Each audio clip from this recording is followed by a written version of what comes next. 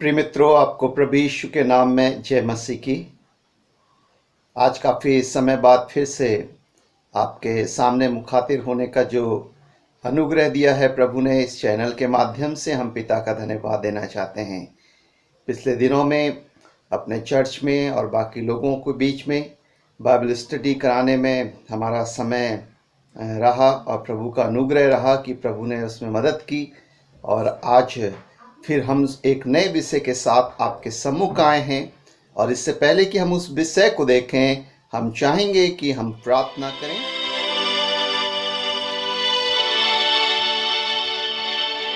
प्यारे पिता, हम धन्यवाद देते हैं, आपके वचन के खुलने से प्रकाश होता है।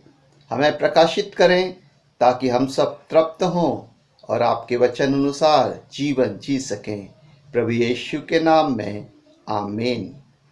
प्रिय मित्रों, आज का जो मेरा विषय है वो है झूठे लोग या और झूठे शिक्षक। अगर हम यहूदा की पत्री, जिसमें एक ही अध्याय है और उसके 1 से 25 पद पाए जाते हैं उसके अंतर्गत, अब अगर हम उसको पढ़ेंगे तो वहाँ पर जो लेखक है वो इस बात को एम्फसाइज करते हैं कि अपने विश्वास की रक्षा कैसे करें। प्रिय मित्रों,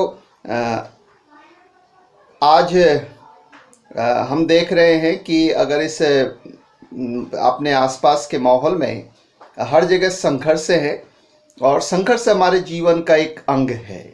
और इस पुस्तक में ही बता रखा है कि विश्वास के लिए एक सच्चे योद्धा को, एक सच्चे मसीही को किस प्रकार से संघर्ष करना आवश्यक है।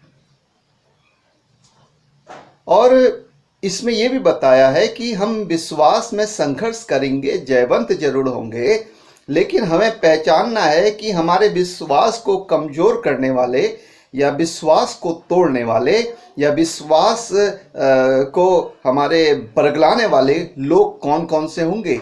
वो झूठे लोग हैं, वो झूठे शिक्षक हैं, वो कैसे होने चाहिए यहाँ पर बताया है। मैं आपके सामने कुछ बातें बताना चाहता हूँ कि how do we recognize them, कि हम उन्हें कैसे पहचाने। प्रिय मित्रों, उसमें अगर आप देखेंगे 4 पद में यहाँ पर यहूदा की पत्री के अंदर यहाँ पर लिखा हुआ है कि वे चुपके से तुम में आ मिले हैं और वे अधर्मी हैं। प्रिय मित्रों, आप उनके जीवन चरित्र को देखते हैं। यहाँ पर वे चुपके से आ मिले हैं, मसीह होने के लिए वे चुपके से आ मिले हैं और अधर्मी हैं। और दूसरी बात यहाँ बता रखी है कि ये परमेश्वर के अनुग्रह को तुच्छ जानते हैं। जो प्रभु ने आशीषें दी हैं, जो परमेश्वर ने जीवन का पथ हमारे लिए बना दिया है, उसको वे तुच्छ जानते हैं। और लिखा है, अगर 8वें पद में पढ़ेंगे, वहां लिखा ये स्वप्नदर्शी हैं, स्वप्न की बातें ज्यादा करते हैं, हकीकत से इनका लेना देना कुछ नहीं है। ये शरीर को अशुद्ध करते हैं, अर्थात अनैतिक संबंध व्यतीत करते हैं। और शरीर के विरोध में जो परमेश्वर का मंदिर है शरीर, उसको बर्बाद करने, उसको नाश करने या उसको गंदा करने का एक काम करते हैं। प्रभुता को तुच्छ जानते हैं, जो अधिकार है परमेश्वर की ओर से इस संसार में और प्रभु की ओर से, उन सब अधिकारों को वे तुच्छ जानते और स्वर्गदूतों तक की भी निंदा करते हैं। ये हैं झूठे। अब उसके आगे हम देखते हैं कि इन्होंने, अगर हम पढ़ेंगे 11 पद में, वहां लिखा इन्होंने कैन का अनुसरण किया है। ये झूठे लोग कौन है? कैन के समान चाल चली है, अर्थात कैन का अनुसरण किया है। उनकी लाइफ कैन के समान है। कैन के अंदर 2 बातें थी। वो तो क्रोधी था, और जब परमेश्वर के सामने आया वो अपनी भेंट लेकर, तो परमेश्वर ने उसकी भेंट ग्रहण नहीं की, उसके स्वभाव के कारण क्रोधित से होके। तो वो हम देखते हैं वो क्रोधित था और इसलिए उसने कि मेरे भाई की भेंट परमेश्वर ने ग्रहण कर ली हाबिल की, इस कारण चुपके से हाबिल को देखकर उसने मार डाला। तो वो हत्यारा भी था और क्रोध उसके जीवन में था।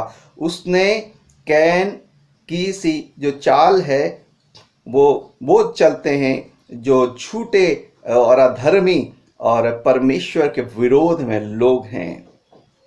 प्रिय मित्रों, उसमें फिर आगे बता रखा है कि मजदूरी के लिए उन्होंने बिलाम की सी चाल चली। अब बिलाम की क्या थी? बिलाम की सी भूल करी। बिलाम एक नबी था, लेकिन बालाक जो राजा था उसने बिलाम को खूब सारा धन दिया और कहा इजराइलियों को शाप दे। तो इजराइलियों को श्राप देने गया। उससे पहले उसने कहा मुझसे जो प्रभु कहेगा मैं वही करूंगा।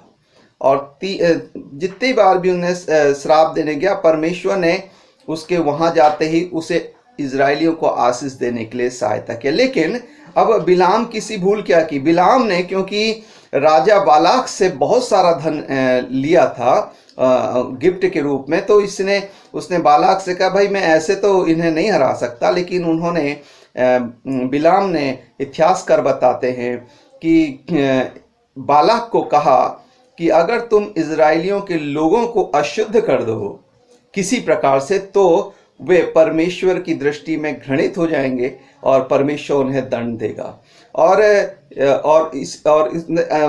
इसी कारण हम देखते हैं कि जो बिलाम की जो शिक्षा है उसको पालन करते हुए, अर्थात अनैतिक संबंध और वैवाहिक संबंध स्थापित करने के लिए बालाक को बताया, और बालाक ने अपनी प्रजा से ऐसी करवाई इजराइलियों के साथ। और इजराइली वहां पर देखते हैं यहूदियों के लोगों से विवाह उन्होंने किया और यहूदियों के लोगों ने इनकी लड़कियों से किया। इस प्रकार से ये परमेश्वर की दृष्टि में गलत हो गया और परमेश्वर का दंड इजराइल पर आता है। तो बिलाम की सी चाल क्या है? बिलाम गलत शिक्षा देता है, अपवित्र होने की शिक्षा देता है और संकर वर्ण विवाह अर्थात दूसरी जाति से विवाह के लिए बालाक के प्रजा से को कहता है कि वो इजरायली से विवाह करे, और इस प्रकार से वो पाप में गिर जाते हैं इजरायली, और परमेश्वर का दंड उन पर आता है। हम यहाँ पर ये भी देखते हैं प्रयोग कि उसके आगे लिखा है कि कोरह के समान इन्होंने विद्रोह करके नाश हो गए। कोरह का क्या पाप था? कोरह का पाप था कि उन्होंने मूसा का विरोध किया और कहा कि मूसा, क्या तुझे ही परमेश्वर ने अपने लिए अलग किया है? परमेश्वर की प्रजा का हर एक व्यक्ति पवित्र है। तो परमेश्वर के विरोध में वो परमेश्वर की जो एक विधि थी, मूसा को जो परमेश्वर ने उनका अगुवा ठहराया था, उसके विरोध में उठ खड़े हुए। उसके परिणाम में हम देखते हैं गिनती 16 अध्याय 1 से 50 पद के अंतर्गत, तो कोरह जो लीडर था इनका, उन्होंने दातान, अबीराम और ओन 3 और अपने सबुडेट्स को लिया, और वहाँ पर हम देखते हैं इन्होंने परमेश्वर के विरोध में बलवा किया। इस कारण कोरह और दातान और अबीराम उस परिवार सहित जमीन फटी और वो उसमें समा गए और मर गए। और उसके साथ साथ 250 इजरायली अगुओं को भी साथ लिया था और वे भी फिर मरी से मारे गए। हम देखते हैं इतने मारे गए, उनका परिवार मारा गया। और हम देखते हैं फिर परमेश्वर ने उसके बाद जब फिर इजराइल की प्रजा कुड़कुड़ाने लगी, तो इन सारी बातों में परमेश्वर ने 14,700 लोगों को फिर से उस मरी से मारा। तो परमेश्वर के विरोध में ये लोग गए। तो हम देखते हैं कोरह का पाप क्या था?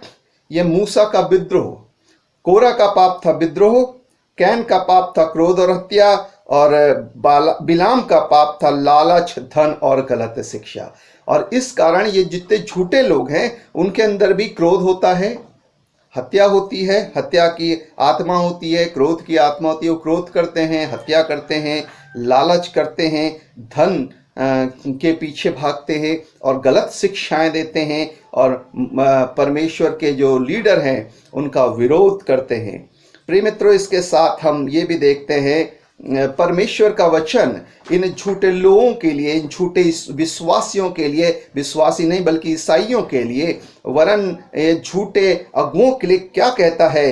कहता है 12 और 13 पद के अंदर, ये समुद्र तल में छिपी हुई चट्टान है। जब जहाज जाते हैं ऊपर से पता नहीं चलता, नीचे चट्टान और चट्टान से टकराते हैं और बर्बाद हो जाते हैं। टाइटैनिक हमने एक जहाज के विषय में पिछले दिनों में सुना था और देखा था, अलग अलग मूवीज के अंदर भी।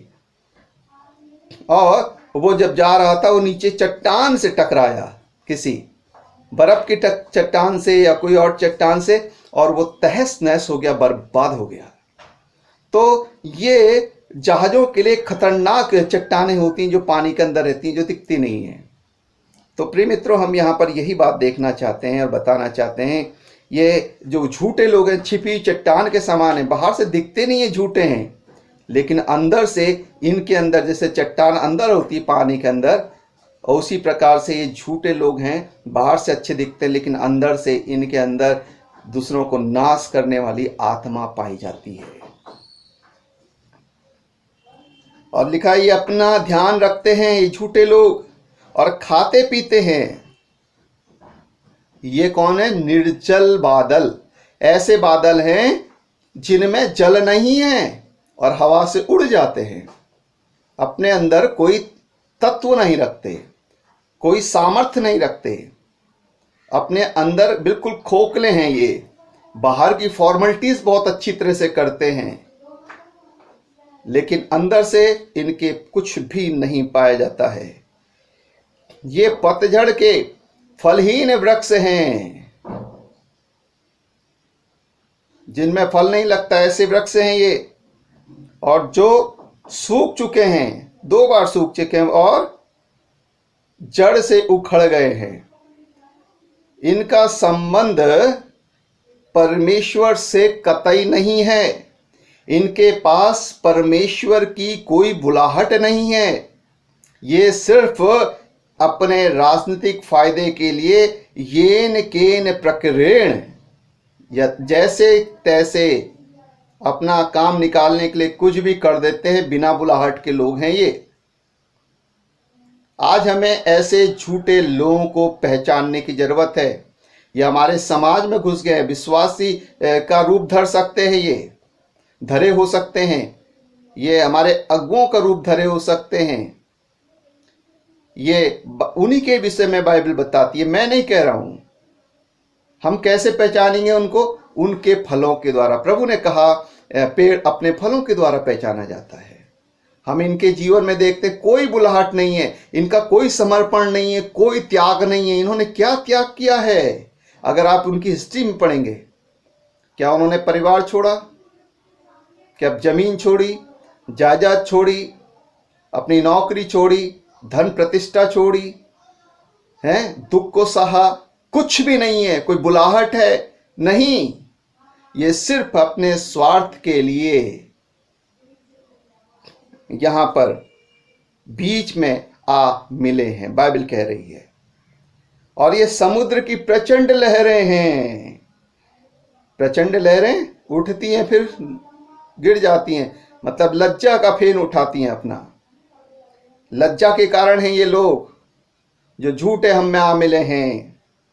ये डांवाडोल तारे हैं जिनके लिए घोर अंधकार रखा गया है, अर्थात नाश होने वाले हैं, अभी जलने वाले हैं। इनका विनाश बहुत निकट है। और हम देखते हैं 16 पद में लिखा है, ये कुड़कुड़ाने वाले हैं, ये दोष ढूंढते हैं, वासनाओं के अनुसार चलने वाले हैं। झूठे लोग घमंड भरी बातें करते हैं, मैं ऐसा कर दूंगा वैसा कर दूंगा। प्रैक्टिकल कुछ नहीं है, कुछ नहीं कर सकते। केवल कहते हैं मैं कर दूंगा, कर नहीं पाते। अपने लाभ के लिए दूसरों की चापलूसी करते हैं। अगर कहीं पर अपना स्वार्थ सिद्ध हो रहा है तो वहां पर चापलूसी करने से भी नहीं रुकते। खरी बात बोलने से डरते हैं। लल्लो पत्तों की बातें करते हैं, दूसरा वाला सामने वाला बस खुश रहे। ऐसे लोग झूठे हैं बाइबल के अनुसार।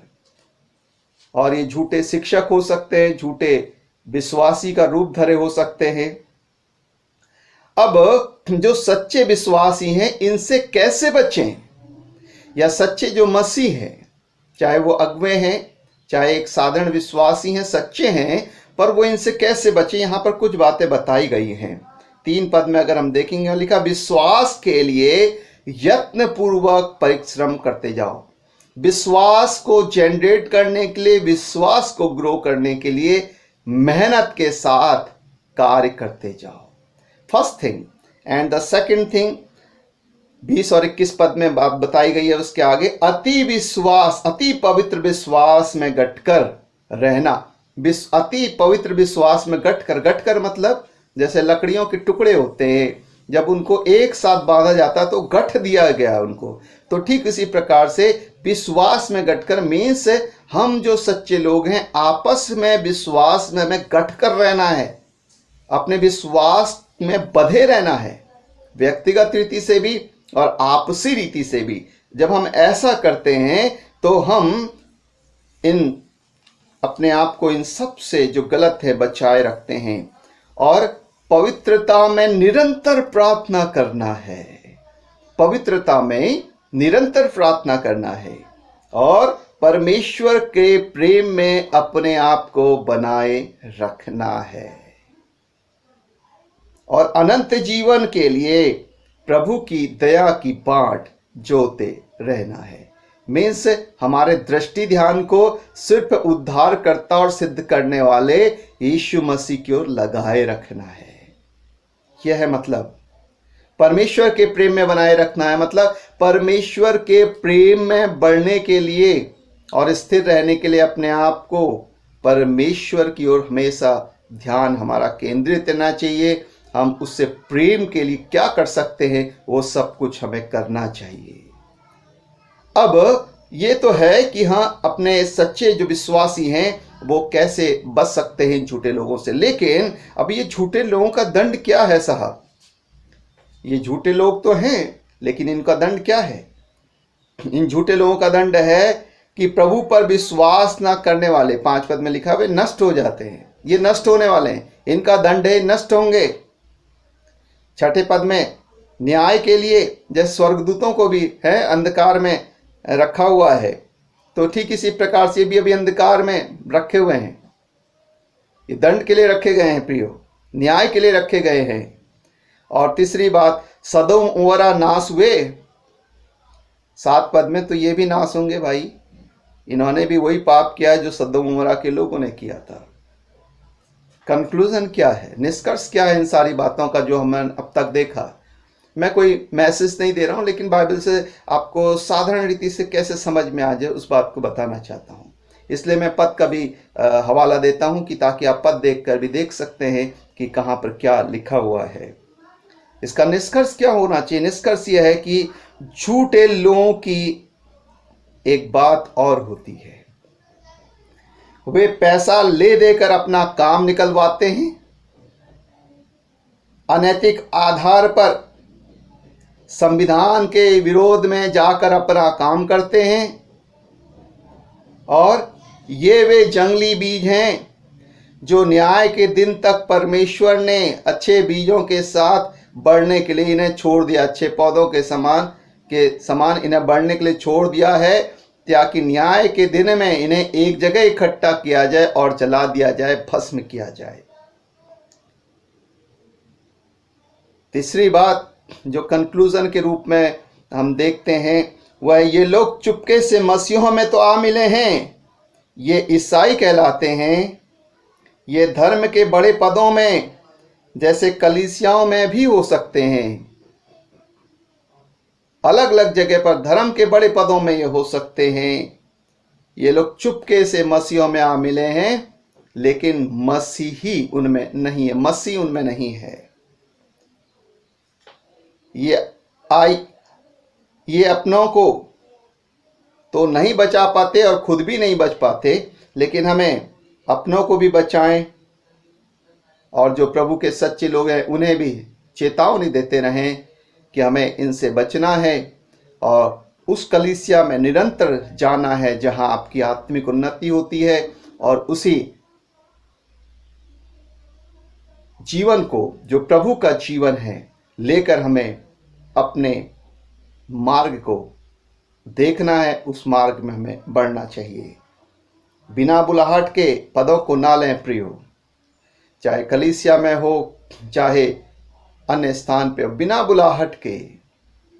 ये बुलाहट होना चाहिए परमेश्वर का, ये नहीं कि आपने डिग्री किया। आजकल डिग्री का ठप्पा हो गया है भाइयों। डिग्री है, आपको अच्छा पेमेंट मिल जाएगा, लेकिन बुलाहट नहीं है। मैं डिग्री के विरोध में नहीं हूं, डिग्री तो हमने भी की है, लेकिन डिग्री हमें वो प्रभु की सच्चाई की ओर नहीं ले जाती। पर प्रभु की सच्चाई की ओर जो चीज हमें ले जाती है वह है उसके प्रति प्रेम, समर्पण और उसकी बुलाहट। क्या हमारे अंदर परमेश्वर की बुलाहट है?